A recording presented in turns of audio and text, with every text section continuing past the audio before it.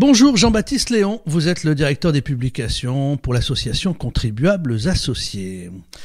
Contribuables associés, ça fait vraiment l'actualité en ce moment avec la dette publique. On n'en a jamais autant parlé sur la situation de notre pays. Alors tout le monde parle en ce moment, semble découvrir la question de la dette, qu'on va devoir rendre à Bruxelles une copie sur la façon dont on va gérer nos finances publiques. Ça, vous travaillez là-dessus depuis déjà plusieurs années. Je vais droit au but, Jean-Baptiste. Oui. Quelles sont les pistes d'économie qui sont prioritaires? Il y en a beaucoup, il y en a un petit peu partout, hein. Donc c'est ça qui quelque part est rassurant quand on se plonge un petit peu sur la gabegie des deniers publics en France, et qu'on voit que on a une marge de progression, une marge de manœuvre assez extraordinaire. Donc les économies sont partout, elles sont au plus haut niveau de l'État, dans les collectivités locales, dans les administrations de sécurité sociale. Peut-être une des plus marquantes, pas forcément la plus facile à mettre en place, serait travailler déjà sur la masse salariale de la fonction publique. On voit que la fonction publique a grossi, et beaucoup trop grossi. La hausse de la fonction publique, du nombre de fonctionnaires et d'agents publics en règle générale, a été supérieure ces 25 dernières années à l'augmentation de la population française et à l'augmentation de la population active dans le privé. Donc ça peut pas durer comme ça, parce que on voit que ce qu'on appelle le PIB marchand diminue versus face au PIB non marchand, à savoir que l'économie réelle, nos créateurs de richesse ont plus en plus de mal à en créer face à un État et des administrations publiques de plus en plus importantes. C'est la fameuse formule, vous savez, de Xavier Fontanet qui dit que la France est un pur sang, mais que malheureusement sur son dos elle a un jockey obèse. L'ancien patron d'Essilor, qui publie régulièrement chez vous aussi des chroniques qui publie chez nous et qui est essayiste, oui, tout à fait, qui signe des chroniques chez nous. Du coup, c'est une très bonne image. La France, elle a sur le dos un jockey obèse qui symbolise cette administration pléthorique. Alors le but du jeu, c'est justement pas non plus de massacrer et de sacrifier cette administration, parce que par certains aspects, elle fait du bon boulot, mais je pense qu'il faut rendre un petit peu, elle est obèse, donc il faut lui rendre du muscle, donc faire maigrir un peu le mammouth étatique, et pour avoir une France un peu plus efficiente, qui pompe moins de richesses pour l'administratif et plus pour la création de services et d'emplois. Alors ce que vous dites, mais ça demande plusieurs années à mettre en œuvre avant de voir les résultats. On est dans une situation d'urgence. Alors je demande aux pompiers, quand il y a déjà les flammes, vers quelles sont les poutres prioritaires qu'il va falloir traiter, éteindre, pour éviter que la maison s'effondre. Alors, je dirais pas que vous m'avez répondu finalement sur des choses de bon sens, mais dont les résultats seront visibles dans plusieurs années. Pas forcément. Il suffit par exemple, de reconduire un certain nombre de postes de fonctionnaires qui partent à la retraite. On peut ne pas les reconduire. Et ça, les économies vont venir tout de suite. Après, parmi les urgences extrêmes, déjà une première chose, c'est de se mettre en tête qu'il faut baisser les dépenses publiques et non pas augmenter les impôts. On entend une petite musique là qui commence à sortir autour de futures intentions de notre Premier ministre Michel Barnier, qui ne s'interdirait pas d'augmenter les impôts pour les plus aisés. Alors c'est toujours très difficile de savoir qui sont les plus aisés. On peut être un aisé très vite souvent selon le gouvernement et l'administration fiscale. C'est son voisin quand il a une plus belle piscine que vous. Voilà, c'est ça, c'est exactement ça. Et de taxer les entreprises les plus rentables, Dixit. Donc ça, c'est assez terrible. En gros, encore une fois, on va vouloir casser la machine productive. Donc la mère des batailles, c'est baisser les dépenses publiques. Encore une fois, on peut le faire partout. Donc déjà, ce budget, effectivement, il va être difficile à sortir, mais vous le disiez très bien tout à l'heure, les agences de notation nous ont retoqué, le FMI nous a retoqué, la Cour des comptes retoque le gouvernement. Bruxelles nous menace d'une amende de 2,5 milliards d'euros si on ne fait rien dans les mois qui viennent. Donc effectivement, il faut baisser les dépenses de 20 à 25 milliards, à peu près 110 milliards au total jusqu'en 2027. On peut en baisser partout, on peut en baisser dans la sphère sociale. On peut commencer réellement à faire la chasse aux fraudes.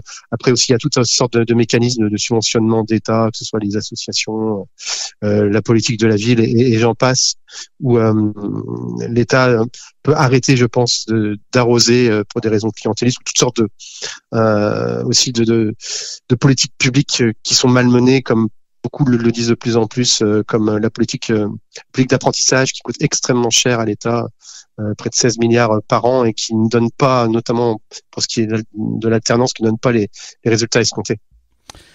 Vous n'évoquez pas des budgets que l'on voit dans toutes les collectivités, mais aussi l'État, sur tout ce qui est la subventionnite, les associations, la culture, l'audiovisuel public.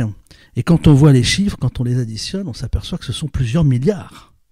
Ouais, l'audiovisuel public, c'est 4-5 milliards. Effectivement, on peut, comme certains politiques l'ont prôné, nous y serions assez favorables à contribuables associés, de privatiser une partie de l'audiovisuel public, par exemple à France 2. Moi, je vois pas en quoi France 2 se distingue tellement dans le fond et quelle est sa plus-value par rapport à TF1. Radio France possède plusieurs radios, dont une, Le Move, qui n'est écoutée que par les animateurs et leurs familles. Les résultats d'audience sont pitoyables.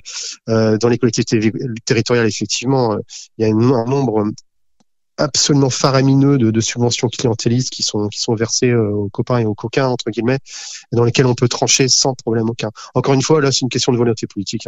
Et comme je vous dis, les économies à faire, je pense que tout élu en place c'est ou potentiellement il pourrait les faire. Après, il faut peut-être avoir le courage de ses idées et vouloir vraiment faire que les choses aillent mieux. Est-il possible aussi de tenir un tel discours quand on vous rétorque à chaque fois sur les plateaux de télévision, vous voulez moins d'infirmiers, moins de médecins, moins d'instituteurs et moins de policiers? Voilà comment parfois vos études sont caricaturées. Ouais, c'est exactement ça, une caricature. C'est à peu près tout le contraire qu'on dit. Nous, justement, encore une fois, on veut un État plus fort, plus musclé, avec une administration. Nous sommes pour mieux payer les fonctionnaires, mais les payer au mérite, c'est-à-dire aussi pouvoir les sanctionner et sortir de la fonction publique, comme ça existe dans le privé, ceux qui ne sont pas bons, ce qui est quasiment impossible aujourd'hui. Dans le privé aussi, c'est difficile parfois. Oui, c'est difficile, mais un peu moins quand même. L'année dernière, sur près de 2 millions de fonctionnaires d'État, je crois qu'il y a tout simplement 200 qui ont été sanctionnés gravement et qui ont été sortis des cadres, ce qui est vraiment partout il y en a des sanctionnements. Nous, on veut justement, par exemple, pour les infirmières, on en veut plus. Le grand problème de l'hôpital en France, c'est que une grande partie de la masse salariale et des financements vont vers l'administratif. Dans notre pays, 35% des agents hospitaliers ne sont pas des personnels soignants. Dans les pays voisins, en Angleterre, en Allemagne, c'est 25% des administratifs. Les administratifs ne représentent que 25%, les techniciens ne représentent que 25% des non-soignants. Donc on a une marge de progression. Là-dedans, il faut débureaucratiser, diminuer l'administration, cette suradministration, pour donner plus d'argent, plus de moyens aux forces vives que sont les infirmières, les policiers, les enseignants aussi.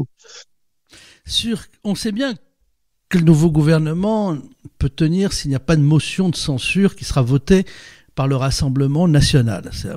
C'est la condition. Vous qui avez auditionné et travaillé avec tous les partis politiques,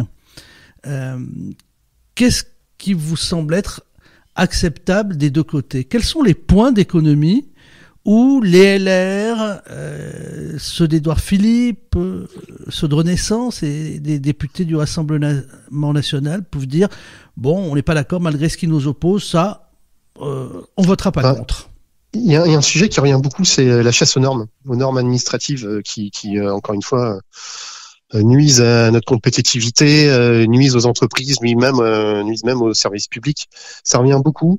Et c'est une bonne chose. On a vu les paysans, les agriculteurs qui ont manifesté dans les premiers mois de cette année, et ça revenait, cette thématique de la norme revenait beaucoup.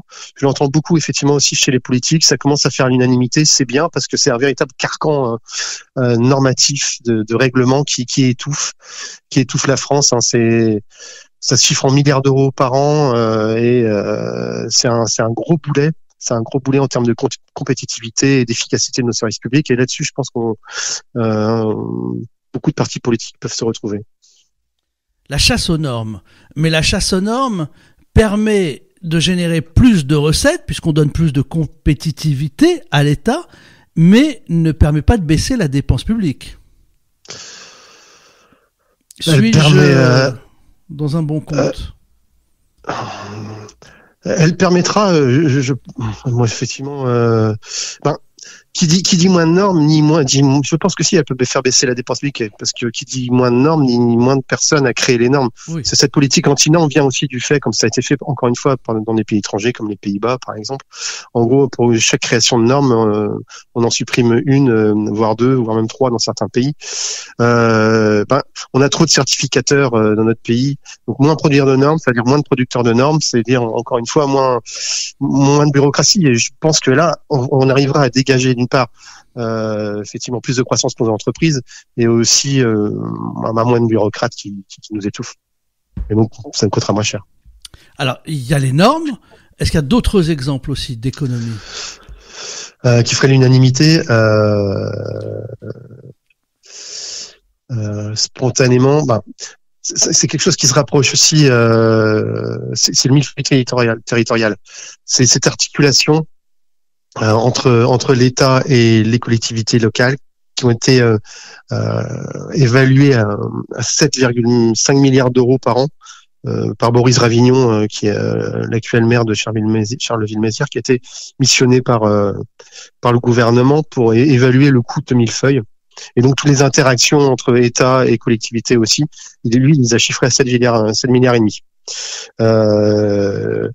On est assez proche du sujet des normes, on est surtout proche de ce génie français de créer des strates qui font que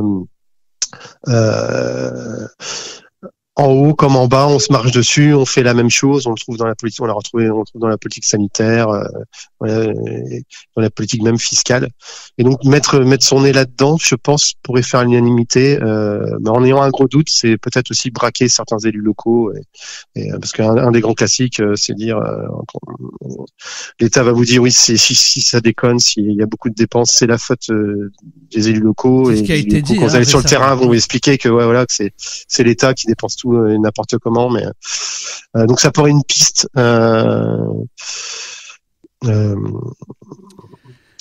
Alors après, pardon. Jean-Baptiste Léon, je rappelle que vous êtes le rédacteur en chef des revues de contribuables associés. On a vu Bruno Le Maire faire son pot de départ, plus de 3 000 milliards d'euros de dettes. Beaucoup ont jugé indécent le fait d'être avec des coupes de champagne pour un ministre qui n'a finalement pas un très très grand bilan. Je me rappelle de Bruno Le Maire en 2017, il venait d'être ministre sur le plateau de TF1, qui fait une superbe déclaration en nous expliquant que la France est droguée à l'argent public et qu'il va falloir désintoxiquer les Français. Et le même, 7 ans après, expliquait effectivement devant les personnels de Bercy que faut faire attention à la dépense publique et gaspiller de l'argent public, c'est mal. Et qu'a-t-il fait pendant ce temps-là? Écoutez, il a gaspillé l'argent public et avec d'autres, il est arrivé à produire plus de 1000 milliards de dettes publiques. Donc effectivement, ces déclarations posent question. Oui. Et on peut pas dire que la France aille mieux économiquement entre 2017 et 2024 et que Bruno Le Maire se soit signalé par une particulièrement bonne gestion de nos finances publiques. Ça fait 50 ans que nos budgets sont en déficit. On peut pas dire que la barre a été redressée ces 7 dernières années. Ça, c'est certain. Enfin, Michel Barnier, un mot, peut-être l'avez-vous déjà rencontré, avez-vous déjà étudié ses propositions? Vous semble-t-il être conscient de la situation? Je pense, il paraît être conscient de la situation, mais aux dernières déclarations qui viennent de fuiter dans la presse, ça sent quand même l'augmentation d'impôts. Je pense qu'il a la conscience de la situation. Il paraît-il qu'en off, il a des mots assez durs justement avec la gestion de Bruno Le Maire, qu'il estime avoir été vraiment pas bonne, à savoir que cette politique des déficits, il faut la faire cesser, pardon. Nous, à Contribuables Associés, nous aimerions qu'on aille vers autre chose qu'une augmentation des impôts, comme je vous disais tout à l'heure, qui sans doute sera peut-être ciblée sur les plus aisés et les entreprises. C'est pas une bonne solution. Je pense que vraiment Michel Barnier s'il prend les choses à bras le corps, peut avoir l'opinion publique derrière lui, avoir enfin un homme courageux qui est prêt à prendre la question de la dette publique et des dépenses publiques à bras le corps sans matraquer les Français, parce que les Français en ont ras le bol. Et c'est un petit peu à l'État maintenant de prendre les choses en main pour se réformer. Ça passe aussi par une révision du périmètre de l'État. Et que l'État se concentre et que le gouvernement de Michel Barnier se concentre sur ce qu'il a à faire, c'est-à-dire surtout les questions régaliennes, et laisse respirer les Français et les entreprises. C'est tout ce qu'on demande quelque part. Voilà, merci Jean-Baptiste Léon. Je rappelle que vous êtes le rédacteur en chef et vous dirigez les publications de l'association Contribuables Associés. Merci d'avoir fait ce tour d'horizon de nos finances publiques. À bientôt. Merci Jean-Baptiste Léon.